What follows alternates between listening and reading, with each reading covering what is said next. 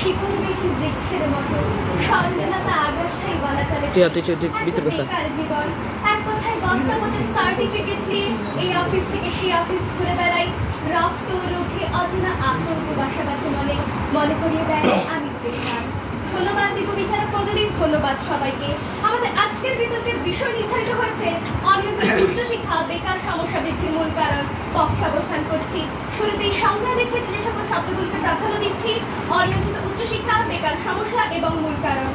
অনিয়ন্ত্রিত শিক্ষা ব্যবস্থা এমন এক শিক্ষা ব্যবস্থাকে বোঝায় যেখানে বাস্তবে সঠিক ও কার্যকর নিয়ন্ত্রণের অভাব রয়েছে। এই ব্যবস্থায় বিভিন্ন নিয়ম কানুন থাকলেও তার বাস্তব প্রয়োগে অনুপস্থিত, ফলে শিক্ষার গুণগত মান, সাম্য ও স্বচ্ছতা হ্রাস পায়। উচ্চশিক্ষা হল শিক্ষার একটি স্তর যা স্নাতক থেকে পরবর্তী স্তরে গ্রহণ করা হয়। মানসম্মত উচ্চশিক্ষা ব্যক্তির দক্ষতা বৃদ্ধি করে, যা কর্মসংস্থান সৃষ্টি এবং ব্যক্তিগত উন্নয়নে সহায়তা করে। এটি গবেষণা, উদ্ভাবন এবং সাংস্কৃতিক সমৃদ্ধিতে অবদান রাখে। অনিয়ন্ত্রিত উচ্চশিক্ষা হল এমন একটি শিক্ষা ব্যবস্থা যেখানে সরকারের কার্যকর নিয়ন্ত্রণ ও শিক্ষাক্ষেত্রে সুশাসনের অভাব থাকে, ফলে শিক্ষার গুণগত মান হ্রাস পায়। বেকার সমস্যা বলতে কর্মক্ষম মানুষের জন্য পর্যাপ্ত কাজের সুযোগের অভাবকে বোঝায়। মূল কারণ বলতে সবচেয়ে গুরুত্বপূর্ণ কারণটিকে বোঝায়। কিন্তু বিচারক মণ্ডলী লক্ষ্য করুন, অনিয়ন্ত্রিত উচ্চশিক্ষার ফলে দেশে বৃদ্ধি পাচ্ছে বেকারত্বের সমস্যা। এর ফলে তৈরি হচ্ছে মানহীন স্নাতক। নিয়ন্ত্রিত পাঠ্যক্রম ও গুণগত শিক্ষা না থাকার ফলে উচ্চশিক্ষায় যারা পড়াশোনা করছে তাদের অধিকাংশ শিক্ষার্থী সার্টিফিকেটধারী হচ্ছে, কিন্তু বাস্তবে দক্ষতা অর্জন করতে পারছে না। বাংলাদেশের পরিসংখ্যান ব্যুরো বলছে, বিশ্ববিদ্যালয় এবং সমপর্যায়ের প্রতিষ্ঠানের ডিগ্রিধারী উচ্চ শিক্ষার্থীদের মধ্যে বেকারত্বের হার এখন 12% পৌঁছেছে। তথ্যসূত্র প্রথম আলো। গবেষণায় ঘাটতি। দেশের গবেষণা উন্নয়নের খাত এখন বিশাল এক হতাশার চিত্র প্রদর্শন করে। দ্য বিজনেস স্ট্যান্ডার্ডের এক পরিসংখ্যান বলছে, 2019-20 অর্থ বছরে গবেষণা ও উন্নয়নের ব্যয় ছিল জিডিপির মাত্র 0.31%। 2020 থেকে 21 সালে তা নেমে এসেছে 0.3%। যেখানে একটি দেশের গবেষণা উন্নয়ন খাতে বরাদ্দের প্রয়োজন 6 থেকে 8%, কিন্তু আমার দেশে তার বিন্দু পরিমাণও নেই বললেই চলে। তথ্যসূত্র BIDS। বিশ্বব্যাংক বলছে, বাংলাদেশের গবেষণা উন্নয়ন খাতের ব্যয় among the lowest in the world। মেধা পাচার। উচ্চশিক্ষার জন্য প্রতি বছর দেশের বিরাট এক মেধাবী শিক্ষার্থী বিদেশে পাড়ি জমাচ্ছে। 2020 সালে 11,000 শিক্ষার্থী শুধু যুক্তরাষ্ট্রেই পাড়ি জমিয়েছে। ইউনেস্কো বলছে 70 থেকে 90 হাজার বাংলাদেশের শিক্ষার্থী প্রতি বছর উচ্চশিক্ষার জন্য বিদেশে পাড়ি জমায়, কিন্তু এদের অধিকাংশই আর দেশে ফিরে আসে না। তথ্যসূত্র প্রথম আলো। বিচারক মণ্ডলী, আজ অনিয়ন্ত্রিত উচ্চশিক্ষার ফলে আমাদের দেশে যারা প্রকৃত মেধাবী তারা তাদের শিক্ষা অর্জন করার জন্য, উচ্চশিক্ষার জন্য তারা বিদেশে পাড়ি জমাচ্ছে তাদের দক্ষতা বৃদ্ধির জন্য, ফলে দেশ মেধাশূন্য হচ্ছে এবং বৃদ্ধি পাচ্ছে বেকারত্বের হার। শিক্ষা প্রতিষ্ঠানের বিশৃঙ্খলা, দুর্নীতি, প্রশ্নফাঁস এবং বিভিন্ন কারণে আজ শিক্ষা প্রতিষ্ঠানে বিশৃঙ্খলা তৈরি হচ্ছে। তুলে ধরছি সৈয়দ মুস্তফা আলীর গর্ভ PhD পদ্ধতি। অশ্বারোহী এক ব্যক্তি দপ্তরে ঘোড়া ছুটিয়ে যাওয়ার সময় একটি বিশ্ববিদ্যালয়ের সাইনবোর্ড দেখলেন। সাইনবোর্ডে লেখা ছিল, এখানে PhD ডিগ্রি দেওয়া হয়। অশ্বারোহী যথাস্থানে এলেন এবং জানলেন যে $1,000 জমা দিলে PhD প্রসেস হওয়ার জন্য আধা ঘন্টা অপেক্ষা করলে ডক্টরেট ডিগ্রিধারী হতে পারবেন। তিনি আধা ঘন্টা পর PhD ডিগ্রি পেলেন। সঙ্গে ফেরত পরে তার মনে হলো আর $100 জমা দিলে তিনি তার ঘোড়াটার জন্য PhD নিতে পারবেন। তখন তিনি বিশ্ববিদ্যালয়ে ফিরে গেলেন এবং জানতে পারলেন সে বিশ্ববিদ্যালয়ে নাকি অসুদের PhD দেওয়া হয় না, কেবলমাত্র গর্ধপের দেওয়া হয়। বিচারক মণ্ডলী, এই গল্প যেন আমাদের বাস্তব চিত্র, বাংলাদেশের বাস্তব চিত্রকে তুলে ধরছে। বিচারক মণ্ডলী, বাংলা ট্রিবিউনের একটি প্রতিবেদনে বলা হয়েছে, বাংলাদেশের বেশ কিছু বেসরকারি বিশ্ববিদ্যালয়ের কারিগরি প্রতিষ্ঠানে ল্যাব ও যন্ত্রপাতি নেই, কিন্তু চলছে উচ্চশিক্ষা কার্যক্রম। আরো উল্লেখ করা হয়েছে বিশ্ববিদ্যালয়ের কম্পিউটার সায়েন্স এন্ড ইঞ্জিনিয়ারিং।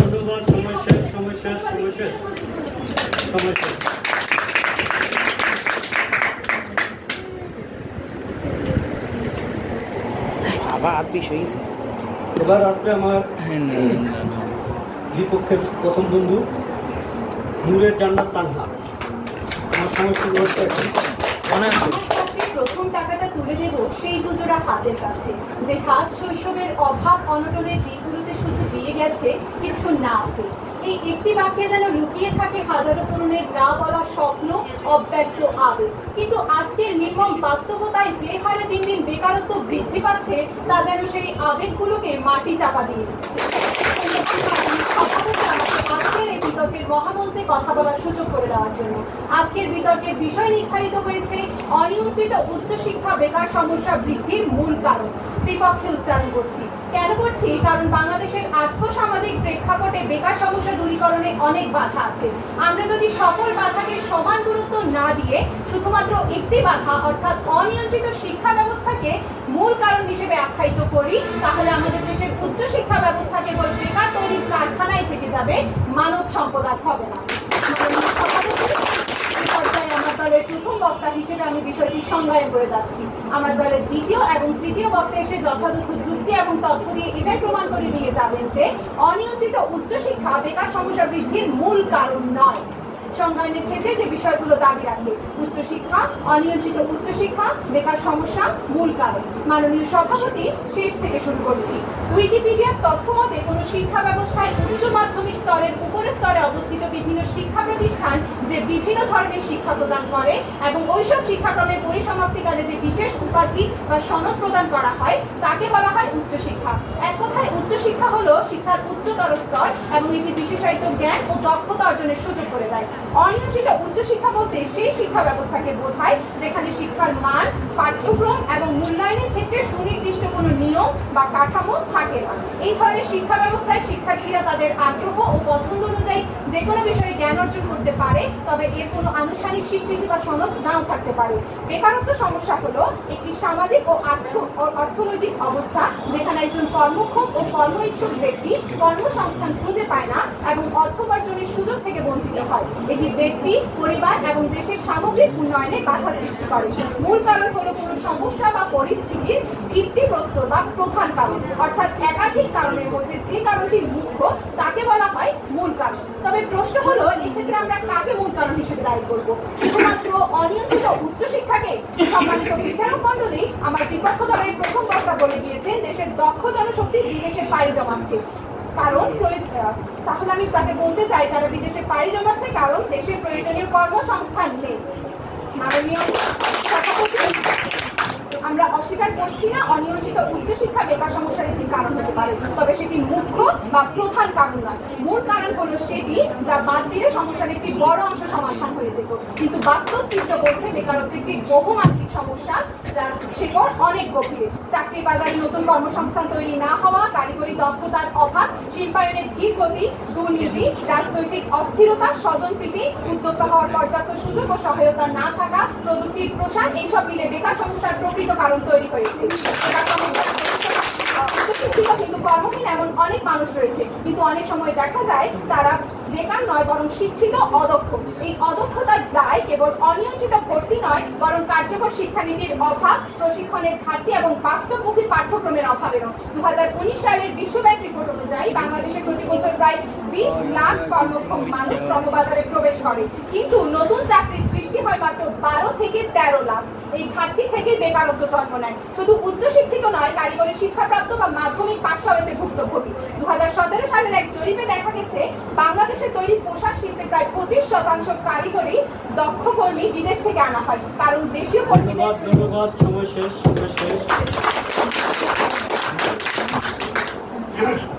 বিপক্ষ দলের প্রথম বন্ধু তার চমৎকার বক্তব্য উপস্থাপন করলো। এবার পক্ষ দলের দ্বিতীয় বন্ধু মোসাম্মদ মরিয়ম, তোমার সময় শুরু হচ্ছে। প্রান্তিকা সাহা, তোমার সময় শুরু হচ্ছে এখন। ইহাতে লাখো তখন এই জীবিকার সার্টিফিকেট নয়, সমাধান যদি শিক্ষা হয় শুধু আনুষ্ঠানিক।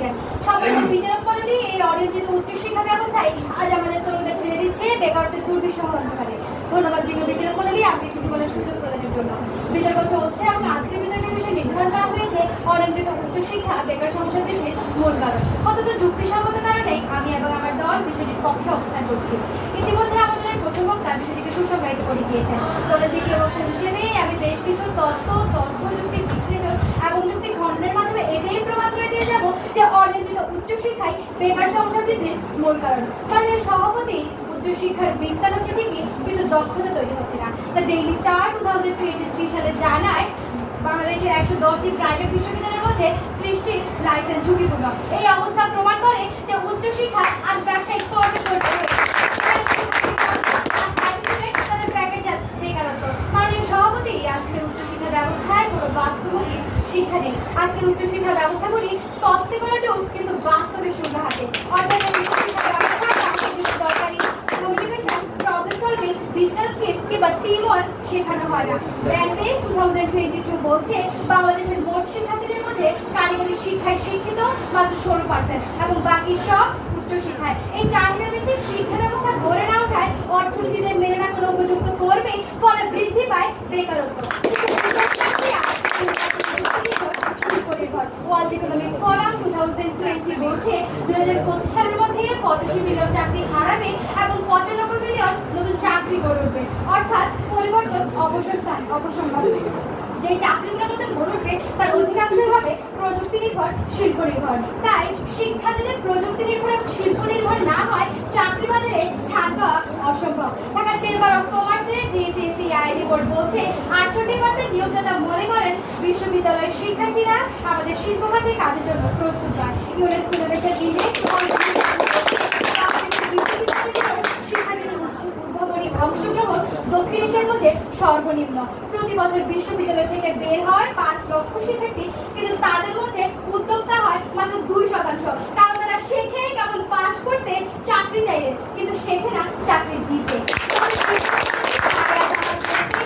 যে আমরা আজ তৈরি করছি এক ঝাঁক ডিগ্রিধারী, চিন্তাহীন, কাগজের শিক্ষিত তরুণ, যাদের না দক্ষতা আর তাই তারা পিছিয়ে পড়ছে এবং বেকার থাকছে। মাননীয় বিচারক মণ্ডলী, আমাদের চাকরির বাজার ও শিক্ষার মধ্যে রয়েছে বিস্তর ফারাক। প্রথম আলো ও BDjobs.com যৌথজনী বলছে 87% উচ্চশিক্ষিত তরুণ বলছে তারা তাদের বিশ্ববিদ্যালয়ে যা শিখছে বাস্তবে তার কোনো কাজে লাগেনি। কারণ আমাদের উচ্চশিক্ষা ও চাকরির বাজার দুটির মধ্যে রয়েছে বিস্তর ফারাক, অর্থাৎ দুটিতে ভিন্ন মেরুতে অবস্থিত। অনিয়মিত উচ্চশিক্ষার ফলে কেবল বাংলাদেশে নয়, ভারত, থাইল্যান্ডের মতো দেশেও শিক্ষিত বেকারের সংখ্যা দিন দিন বৃদ্ধি পাচ্ছে। ইস্ট এশিয়ান বিশ্ববিদ্যালয়ের ওয়েবসাইট খুলে সার্টিফিকেট বিক্রি করছে, আর এই হচ্ছে আজকে আমাদের উচ্চশিক্ষার ব্যবস্থা। বলছে ভারতের প্রতি বছর প্রায় 70 লাখ গ্রাজুয়েট বের হলেও 25 থেকে 30% শুধুমাত্র চাকরির উপযোগী। NBS 2023 বলছে নাইজেরিয়ার স্নাতকদের মধ্যে বেকারত্বের হার 43%। মাননীয় বিচারক মণ্ডলী, আজকে আমাদের শিক্ষার্থীরা দিনরাত মুখস্থ করছে, পরীক্ষা দিচ্ছে, পাস করছে, গ্রাজুয়েট হচ্ছে, কিন্তু শেষ পর্যন্ত তারা দাঁড়িয়ে থাকে চাকরির লাইনে, হাতে নিয়োগপত্র নয় বরং বেকারত্বের চিঠি। বাস্তব জীবনে এসব বিষয়ের জন্য প্রস্তুত নেই তারা। তাই আমি জোর দিয়ে বলছি, এই ভয়াবহ বেকারত্ব, তরুণদের নিঃসঙ্গতা, হতাশা সবকিছুর করে আছে এই অনিয়ন্ত্রিত উচ্চশিক্ষা ব্যবস্থা। এখনই সময় এই শিক্ষা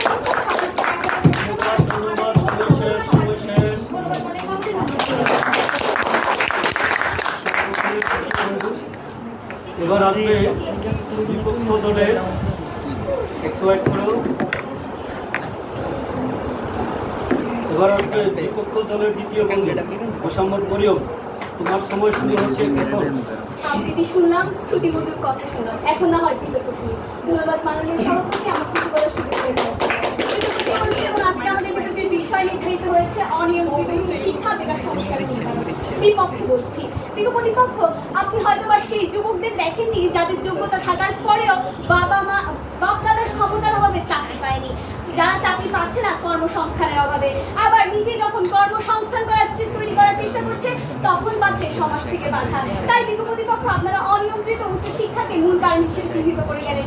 এখন আমরা বলছি কেন অনিয়ন্ত্রিত উচ্চশিক্ষা বেকার সমস্যার মূল কারণ নয়। প্রথমে আমি প্রতিপক্ষ দলের প্রথম বক্তা যুক্তি খণ্ডনে আসতে চাই। তিনি একবার বলে গেলেন অনিয়ন্ত্রিত উচ্চশিক্ষা বলে গেলেন মানহীন শিক্ষার কথা, আবার বলে গেলেন দক্ষতা ভিত্তিক শিক্ষার অভাব, আবার দ্বিতীয় বক্তা এসে বলে গেলেন বাস্তবমুখী শিক্ষার অভাব।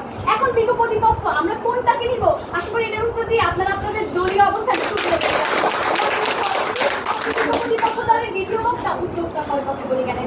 আজকে মাননীয় সভাপতি, আজকে আপনাকে কখনোই আপনার প্রতিষ্ঠান জোর করে উদ্যোক্তা হওয়ার স্বপ্ন দেখাবে না।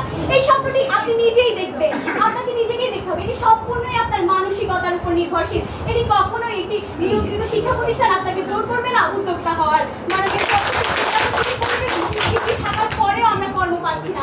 আমরা বলছি ডিগ্রি থাকার পরেও আমরা কর্ম পাচ্ছি না। কেন পাচ্ছি না? আমাদের কর্মসংস্থানের অভাব। প্রতি বছর প্রায় 8 থেকে 9 লাখ শিক্ষার্থী শিক্ষা সম্পন্ন করে, কিন্তু তাদের যোগ্যতা অনুযায়ী চাকরি পায় না, কারণ প্রতি বছর নতুন কর্মসংস্থানে তৈরি হয় মাত্র 2.5 থেকে 3 লাখ। এখানেও প্রতিপক্ষ, আমরা শিক্ষা গ্রহণ করছি, শিক্ষিত হচ্ছি, কিন্তু কর্ম পাচ্ছি না কেন? আমাদের কর্মসংস্থানের অভাব। বরিশাল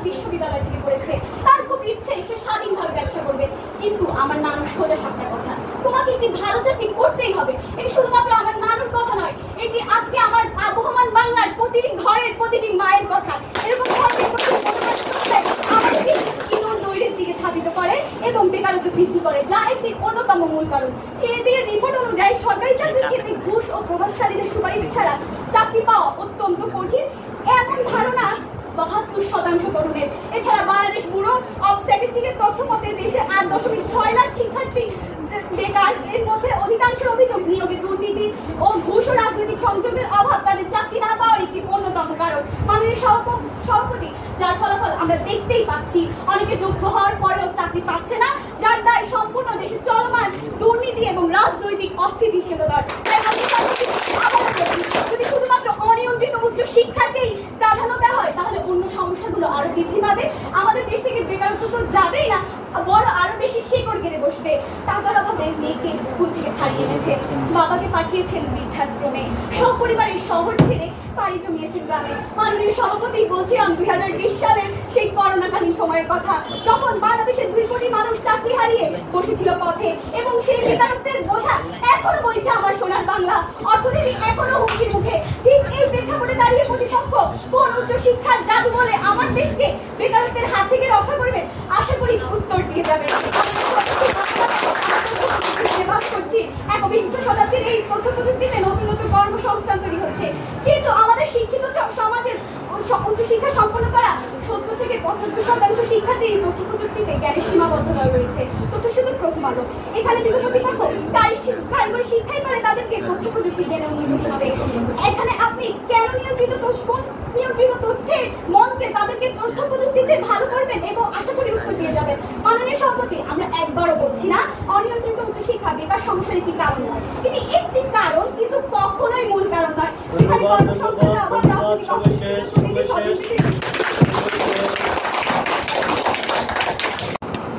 দলনে ওয়াহিদা তাইফা, তোমার সময় শুরু হচ্ছে এখন। ধন্যবাদ মাননীয় সভাপতি আমাকে সুযোগ প্রদানের জন্য। মাননীয় সভাপতি, আমার প্রতিপক্ষ দলের দ্বিতীয় বক্তা বলে গিয়েছিলেন যে আমরা নাকি একবার বলছি বাস্তবমুখী শিক্ষার কথা, একবার বলছি দক্ষতার কথা, কিন্তু আমরা বাস্তবমুখী শিক্ষা বলতে সেই শিক্ষা ব্যবস্থার কথা বলছি যার চাহিদা আমাদের বর্তমান বাজারে রয়েছে, এবং সেই চাহিদাই হচ্ছে আমাদের দক্ষতা বৃদ্ধিকারী শিক্ষা ব্যবস্থা। দ্বিতীয় বক্তা বলে গিয়েছিলেন যে আমাদের বর্তমানে দেশের কর্মের অভাব রয়েছে, যার মূল কারণ হচ্ছে দুর্নীতি, তারপর রাজনৈতিক হস্তক্ষেপ বা উদ্যোক্তা হওয়ার ক্ষেত্রে সমাজ থেকে বাধা। কিন্তু এতগুলো কথা বলে গেলেন, তিনি কোনোটারই কোনো তথ্যসূত্র কিংবা কোনো তথ্য তিনি দেখে যেতে পারেননি। যে আমাদের দেশে উদ্যোক্তা হওয়ার আগ্রহটা, সেটা কিন্তু আমাদের দেশে উচ্চ শিক্ষা থেকে আসবে না, সেটা তার নিজ থেকে আসবে। এখন আপনি চিন্তা করুন, আপনি যখন কোনোভাবে শিক্ষিত হবেন না, কোনো দক্ষতা আপনার থাকবে না, তখন আপনি কিসের বলে উদ্যোক্তা হওয়ার চিন্তা করবেন? আপনি উচ্চশিক্ষার মাধ্যমে পাবেন, তখনই আপনি নিজেকে উদ্যোক্তা হওয়ার আগ্রহ পাবেন। অনিয়ন্ত্রিত উচ্চশিক্ষায় দেশের বেকার সমস্যা বৃদ্ধির মূল কারণ। মাননীয় সভাপতি আবার দ্বিতীয় আরো বলে গিয়েছিলেন, তার নানু তার মামাকে বলেছিল যে সে যদি তাকে একটা চাকরি, ভালো চাকরি করে দিতেই হবে। এখন আজকে সে মাস্টার্স পাস করার পরেও কেন চাকরি পাচ্ছে না? তার কারণ তার দক্ষতার অভাব।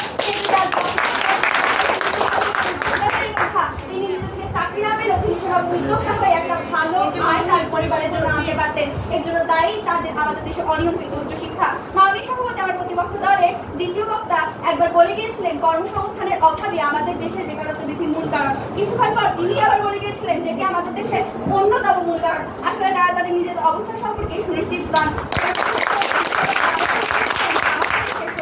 70% শিক্ষার্থী বর্তমানে তথ্য প্রযুক্তি ক্ষেত্রে দক্ষ নয়, যার কারণে দেশে কর্মসংস্থান সৃষ্টি হচ্ছে, কিন্তু তারা নিয়োগ পাচ্ছে না। মাননীয় সভাপতি, আমরাও তাই বলছি, আমাদের দেশে অনিয়ন্ত্রিত উচ্চশিক্ষার কারণে আজ আমাদের দেশের জনগণ দক্ষ হচ্ছে না, যার কারণে আজকে তারা চাকরি পাচ্ছে না।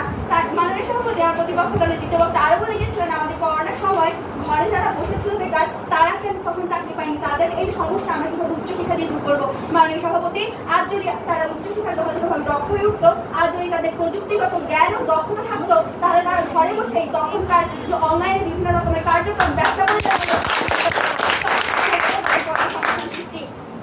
মাননীয় সভাপতি আমার প্রতিপক্ষ দলের বক্তারা বারবার বলে যাচ্ছেন যে আমাদের হচ্ছে কর্মসংস্থান নেই। মাননীয় সভাপতি, বর্তমানে যে অনুমোদিত পদ রয়েছে 19,151,টি, অথচ এতগুলো পদ থাকা সত্ত্বেও তার মধ্যে 4,89,000-এর মতো পদ ফাঁকা রয়েছে। প্রতি বছর যেখানে শ্রমবাজারে 19-20 লক্ষ মানুষ নতুন করে যুক্ত হচ্ছে এবং প্রতি বছর যে জায়গায় এত পরিমাণ মানুষ যুক্ত হওয়া সত্ত্বেও তারা আজ কাজে নিয়োগ দিতে পারছে না, তার মূল কারণ তাদের দক্ষতার অভাব। এই পদগুলো যারা যোগদান করছে তারা আছে ভারত এবং শ্রীলঙ্কা, ইন্দোনেশিয়ার মতো দেশ থেকে আসা। আমাদের দেশে আজ এত শতাংশ নিয়োগ না দিয়ে আমরা অন্য দেশ থেকে আনছি। মাননীয় সভাপতি বিবিসি তথ্য সূত্র অনুসারে এই সকল জিনিস জানা যায়। কিন্তু বিআইডির তথ্য অনুসারে বাংলাদেশে যে সকল ক্ষেত্রে আজ পদ ফাঁকা রয়েছে সে সকল ক্ষেত্রে আমরা দেশের মানুষকে আজকে নিয়োগ দিতে না পারার মূল কারণ তাদের দক্ষতার অভাব। আমরা তখনই বলবো আমাদের কর্মসংস্থানের অভাব যখন আমাদের দেশে শিক্ষিত মানুষ কর্মের জন্য লাইন ধরে দাঁড়িয়ে থাকবে কিন্তু দেশে কর্ম থাকবে না। কিন্তু আজ যখন সরকারি পদ ফাঁকা হয়ে গিয়েছে কিন্তু তার বিপরীতে করতে পারছে না, তখনই আমরা বলছি তাদের দক্ষতার অভাব, যার মূল কারণ অনিয়ন্ত্রিত উচ্চশিক্ষা। ইঞ্জিনিয়ারিং বিশ্ববিদ্যালয় থেকে পাশ করা শিক্ষার্থীদেরকে সবচেয়ে দক্ষ বলি। প্রতি বছর যেখানে গড়ে 4,500 জন শিক্ষার্থী বিশ্ববিদ্যালয় থেকে পাশ করে এবং তার বিপরীতে সরকারি পদের সংখ্যা মাত্র 4,500। কিন্তু 4,500 পদের মধ্যে দক্ষতার অভাব।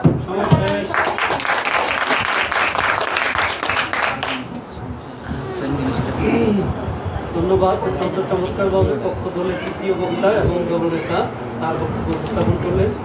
এবার বিপক্ষ দলের তৃতীয় বক্তা এবং দলনেতা তাজরিন তাবাসসুম, তোমার সময় শুরু হচ্ছে এখন।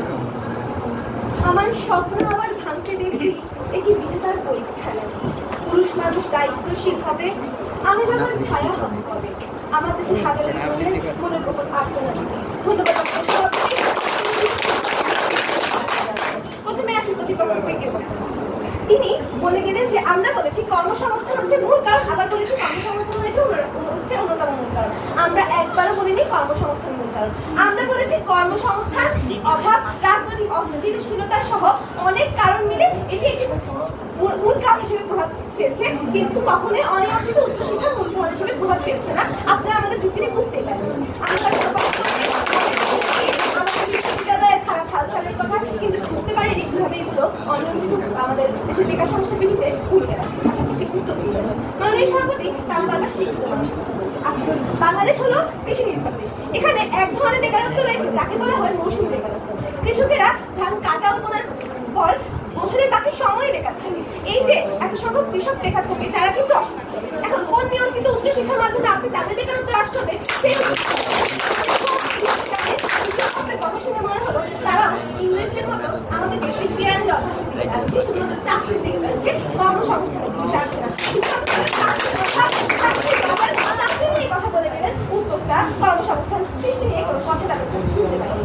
মাননীয় সভাপতি, আজকে আমার দেশের শিল্পায়নে যেখানে জিডিপিতে শিল্প খাতে অবদান আছে মাত্র 28%, কিন্তু পার্শ্ববর্তী দেশ ভারতে সেই অবদান হচ্ছে 40 থেকে 45%। তথ্যসূত্র এখন মাননীয় সভাপতি, আমার দেশে যেখানে শ্রমবাজারে এত ঘাটতি, আমার দেশে যদি আজকে আমি শ্রমবাজারে উন্নত করতে পারতাম তাহলে এখানে শ্রমিকের সংখ্যা বাড়তো, বেকারত্ব কমতো। এখানে কোনো নিয়ন্ত্রিত উচ্চশিক্ষা দ্বারা আপনি বেকারত্ব কমাতে পারবেন। আজকে যখন আমার দেশে 22 লক্ষ তরুণ প্রতি বছর শ্রমবাজারে প্রবেশ করেছে, কিন্তু আপনি জানলে অবাক হবেন মাত্র 6 থেকে 7 লাখ কর্মসংস্থান সৃষ্টি হয়। এই যে বাকি 15 থেকে 16 লাখ শিক্ষার্থী রয়েছে তাদের কর্মসংস্থানের নিশ্চিত আমরা কিভাবে করবো? আজকে যদি আপনাদের তথাকথিত আমরা নিয়ন্ত্রিত উচ্চশিক্ষা দিয়েও দিই তাদেরকে, তাদের কর্মসংস্থান কি আছে প্রতিপক্ষ? সেই কর্মসংস্থান কিন্তু নেই। তাই আজকে আমরা বলছি কর্মসংস্থানের অভাব সহ আরো অনেক কারণে আমাদের বেকারত্ব হ্রাস হচ্ছে না, কখনো অনিয়ন্ত্রিত উচ্চশিক্ষা ভূমিকা রাখতে পারে না। মাননীয় সভাপতি, তারা বলছে দক্ষতা ভিত্তিক উচ্চশিক্ষার কথা। প্রতিপক্ষ অনিয়ন্ত্রিত উচ্চশিক্ষা আর দক্ষতাবিহীন উচ্চশিক্ষা কখনোই দুটি একই জিনিস নয়। আজকে আমার দেশের কারিগরি শিক্ষার ক্ষেত্রে মাত্র একটি বিশ্ববিদ্যালয় রয়েছে, যেটি হচ্ছে ডুয়েট, আর সকল বিশ্ববিদ্যালয় হচ্ছে আমাদের তথাকথিত উচ্চশিক্ষা বিশ্ববিদ্যালয়। সেই একটি বিশ্ববিদ্যালয়ের মাধ্যমে আমরা কিভাবে কারিগরি শিক্ষা দিয়ে তাদেরকে উচ্চশিক্ষিত করবো সেই প্রশ্ন আপনাদের কাছে রেখে যাচ্ছি, আশা করছি উত্তর দিয়ে যাবো। বাইরের দেশের সরকারের দূরদর্শী পদক্ষেপ তখন প্রতিপক্ষ শুধুমাত্র নিয়ন্ত্রিত উচ্চশিক্ষার মাধ্যমে বেকারত্ব হ্রাস করবে। লক্ষ্য করুন, আজকে ইউরোপিয়ান এমপ্লয়মেন্ট স্ট্র্যাটেজি নামে একটি স্ট্র্যাটেজি রয়েছে, যেখানে 30 বছরের বেশি সময়, বছরের বেশি যদি কেউ 4 মাসের বেশি সময় ধরে বেকার থাকে তাহলে সরকার তাকে একটি জবের অফার করবে কিংবা তাকে এমন কোনো স্কিল প্রদান করবে যার মাধ্যমে সে জব পেতে পারে। আজকে আমার দেশের আদৌ এমন কোনো পদক্ষেপ আছে সরকারের? এখানে আপনি কোন নিয়ন্ত্রিত উচ্চশিক্ষার মাধ্যমে এই ধরনের বেকারত্ব হ্রাস করবে যেখানে বিদেশি এই ধরনের স্ট্র্যাটেজি ফলো করছে? মাননীয় সভাপতি, এছাড়া তাদের একটি এজেন্ডা রয়েছে, দ্য নিউ স্কিল এজেন্ডা। এই এজেন্ডায় তারা যদি সঠিক মানুষটি সঠিক প্রশিক্ষণ পায় সেই চেষ্টাটি করে, কিন্তু আমার দেশের সরকারের এমন কোনো পদক্ষেপ নেই। আজকে সরকারি দূরদর্শী পদক্ষেপের অভাবে আমরা আমাদের শিক্ষার্থীদেরকে দক্ষ করে তুলতে পারছি না। এখানে কখনোই অনিয়ন্ত্রিত উচ্চশিক্ষা ভূমিকা রাখে না। আমি আবারও বলছি, অনিয়ন্ত্রিত উচ্চশিক্ষা আর দক্ষতাবিহীন উচ্চশিক্ষা কখনোই দুটি এক জিনিস নয়। তাই প্রতিপক্ষ আপনারা দেখেই যাবেন কিভাবে অনিয়ন্ত্রিত উচ্চশিক্ষা আর দক্ষতাবিহীন উচ্চশিক্ষা এক জিনিস। আশা করি তৃতীয় বক্তা এসে সেটি পরিষ্কার করে দিয়েছে। তৃতীয় বক্তা বলে গেলেন যে 19 লক্ষ বেশি পদ রয়েছে সরকারি তথ্যসূত্র দিয়ে যায়নি, তাই আপনার এই যুক্তি আমরা নিতে পারছি না, কারণ এই তথ্যের কোনো ভিত্তি নেই।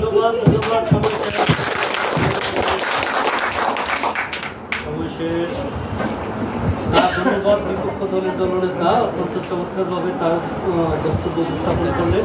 এবার আমাদের যুক্তি খণ্ডনের পালা। যুক্তি খণ্ডনের সময় পাবেন 2 মিনিট। এবং পক্ষ দলের দলনেতা যুক্তি খণ্ডাবে ওয়াহিদা তাইফা। আমাকে আবার সুযোগ প্রদানের জন্য মাননীয় সভাপতি আমার প্রতিপক্ষ দলের তৃতীয় বক্তা বলে গিয়েছিলেন যে আমি নাকি দেশের যে 19 লক্ষ সরকারি পদ রয়েছে অনুমোদিত তার সূত্র দেখে যাইনি, কিন্তু আমি আপনাকে আবার বলছি, আমি বলে গিয়েছিলাম বিআইডিএস এর তথ্য মতে বাংলাদেশের সরকারি বর্তমানে এতটি পদ রয়েছে। মাননীয় সভাপতি আমার প্রতিপক্ষ দলের তৃতীয় বক্তা বলে গিয়েছিলেন যে তিনি কখন তার বাবার ছায়া হতে পারবেন। ছন্দে ছন্দে তিনি বলে গেলেন আপনি তখনই আপনার বাবার ছায়া হতে পারবেন যখন আপনি উচ্চশিক্ষার মাধ্যমে নিজেকে দক্ষ করে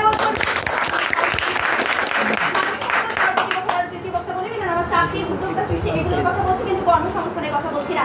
কর্মসংস্থান বলতে তাহলে আপনি কি বোঝেন? চাকরি সুযোগ সৃষ্টি উদ্যোক্তা তৈরি এগুলো কি কর্মসংস্থান নয়? বর্তমানে কারিগরি যে শিক্ষা প্রতিষ্ঠান রয়েছে সেগুলোর মধ্যে নাকি শুধুমাত্র বুয়েটের প্রশিক্ষণ দেওয়া হয়, তাহলে বাংলাদেশের দ্বিতীয় সর্বোচ্চ ইঞ্জিনিয়ারিং বিশ্ববিদ্যালয় বুয়েট, যেখানে দেওয়া হয় না। তিনি আরো বলে দিলেন যে অনিয়ন্ত্রিত উচ্চশিক্ষা মানে কি কারিগরি প্রশিক্ষণ নেয়। আমরা বলছি না অনিয়ন্ত্রিত উচ্চশিক্ষা কারিগরি প্রশিক্ষণ কেন্দ্র, আমরা বলছি অনিয়ন্ত্রিত উচ্চশিক্ষার বড়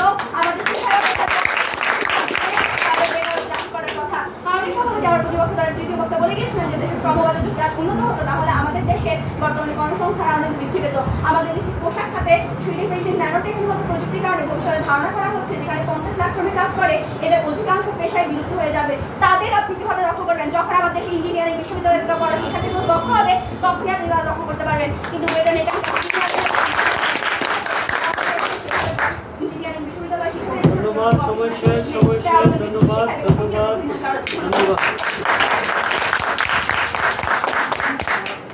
চমৎকার। পক্ষ দলের দলনেতা তার যুক্তি খণ্ডন করলেন। এবার বিপক্ষ দলের দলনেতা তার যুক্তি খণ্ডন করবেন তাজরিন তাবাসসুম মইনুদ্দিন। তোমার সময় শুরু হচ্ছে এখন। ধন্যবাদ। প্রথম বক্তা বলে গেলেন আজকে আমার দেশের বুয়েটের শিক্ষার্থীরা মেধাবী হওয়া সত্ত্বেও বিদেশে চলে যাচ্ছে। তৃতীয় বক্তা এসে বলে গেলেন আজকে আমার দেশের বুয়েট থেকে কোনো শিক্ষার্থী মেধাবী হয়ে বেরোচ্ছে না। আপনাদের দুই বক্তার বক্তব্যের মধ্যে কোনো সামঞ্জস্য নেই। একজন বলে গেলেন 60% শিক্ষার্থী বিদেশে চলে যাচ্ছে, মেধা পাচার করছে, আরেকজন বললেন আমার দেশে কোনো মেধাবী শিক্ষার্থী বেরোচ্ছে না। আপনাদের বক্তব্যের মধ্যে কোনো সামঞ্জস্য পাচ্ছি না। প্রশ্ন রেখে দিয়েছিলাম কিভাবে তারা অনিয়ন্ত্রিত উচ্চশিক্ষা এবং দক্ষতাবিহীন উচ্চশিক্ষাকে এক করছে, তারা উত্তর দিয়ে যেতে পারেনি, তার মানে তাদের আজকে সম্পূর্ণ যুক্তি উত্থাপন করা হয়নি।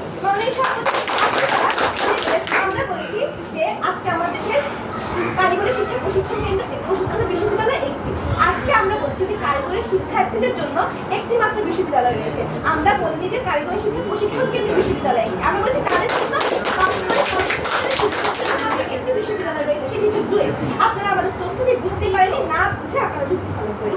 দ্বিতীয় বক্তা বলে গেলেন যে 5 লক্ষ শিক্ষার্থী 200% উদ্যোক্তা হয়। এই তথ্য আপনি কোথায় পেয়েছেন? সেই তথ্য সূত্র আপনি দিয়ে যাননি। আশা করছি আপনাদের তথ্য সূত্র যেহেতু দেননি, এই তথ্যটি আমরা গ্রহণ করতে পারছি না, এই যুক্তিটিও আমরা গ্রহণ করতে পারছি না।